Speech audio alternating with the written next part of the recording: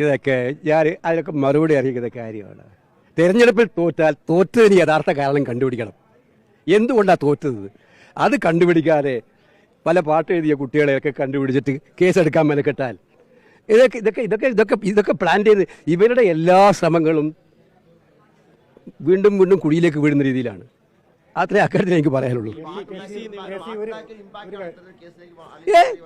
ഒരു പാട്ടിൻ്റെ കാര്യം കൊണ്ട് ഒരു പാട്ട് കൊണ്ടാണ് ഇലക്ഷൻ ജയിക്കുന്നത്. സോണിയാഗാന്ധിയെക്കുറിച്ച്, നരേന്ദ്രമോദിയെക്കുറിച്ച്, അല്ലെങ്കിൽ പിണറായി വിജയനെക്കുറിച്ച് എന്തെല്ലാം പാട്ടുകൾ ആരൊക്കെ എഴുതിക്കൊണ്ടിരിക്കുന്നത്. ഇതിനകത്ത് ഞാൻ പറഞ്ഞല്ലോ, ഇതിനകത്ത് ആ രീതിയിൽ അതിനെ കാണുന്നതിന് പകരം അത് വേറെ രീതിയിൽ കാണുന്നത് എന്തിനാണ്? അതിലും വർഗീയത കാണുന്നതാണ് ഞാൻ മനസ്സിലാക്കുന്നത്. ഇപ്പം നിങ്ങളിപ്പോൾ ഇന്നലെ കണ്ടതല്ലേ, അവരുടെ വിലയിരുത്തൽ തന്നെ കണ്ടാൽ മനസ്സിലാക്കുമല്ലോ. ഭരണ പരാജയമല്ല, ഭരണത്തിൻ്റെ മേന്മയാണ് ഇത്രയും സീറ്റ് UDF കിട്ടിയെന്ന് അവർ കണ്ടുപിടിച്ചിരിക്കല്ലേ സംസ്ഥാന കമ്മിറ്റി കൂടിയിട്ട്. അല്ല, അതിനകത്ത് അവർ തമ്മിൽ തർക്കിച്ച് തീർക്കട്ടെ. അത് എന്തായാലും ഞങ്ങൾക്ക് ഇതിനകത്ത് കൃത്യമായിട്ടുള്ള നിലപാടുണ്ട്. ഞങ്ങളുടെ മീറ്റിംഗ് കൂടിയിട്ട് അത് തീരുമാനിക്കും. ആശ്ചര്യകരം എനിക്ക് പറയാൻ പറ്റുള്ളൂ. സിസ തോമസിനെ VC ആയിട്ട് വെച്ചപ്പോൾ നിങ്ങൾ കണ്ടതാണ്. കേരള യൂണിവേഴ്സിറ്റിയിലെ വിദ്യാർത്ഥികളെ ഭാവി പോലും അപകടത്തിലാക്കിക്കൊണ്ട് അവിടെ പരീക്ഷ പോലും നടത്താൻ പറ്റാത്ത സാഹചര്യമായിരുന്നു ദിവസങ്ങളോളം.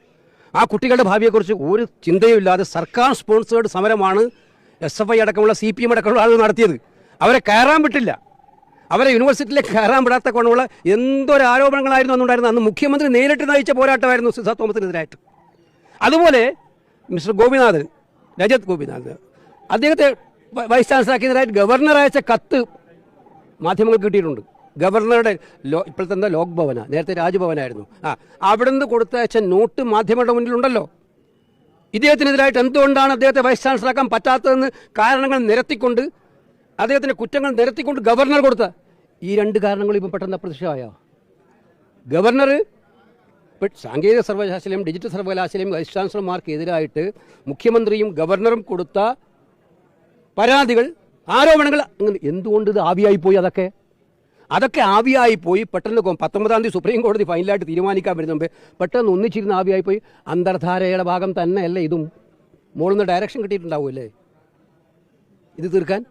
ഇതെങ്ങനെയും തീർക്കാൻ സുപ്രീം കോടതിയുടെ മുമ്പിൽ വീണ്ടും പോകുന്നതിന് മുമ്പേ ഇത് ക്ലിയർ അല്ലേ? ഇത് ക്ലിയറാണ് അന്തർധാര.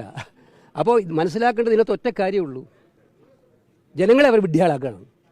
കാരണം ഇതിനകത്ത് വേറൊരു പോയിന്റ് ഉള്ളത്, ഗവർണറെ പോലുള്ള ഒരാൾ ആക്ഷേപം ഉന്നയിക്കുന്ന ഒരാളെ, അതും കൃത്യമായിട്ട് പരാതി പറഞ്ഞ ആക്ഷേപം ഉന്നയിക്കുന്ന ആളെ വീണ്ടും നിയമിക്കാൻ ഗവർണർ കൂട്ടുനിൽക്കുകയാണ്.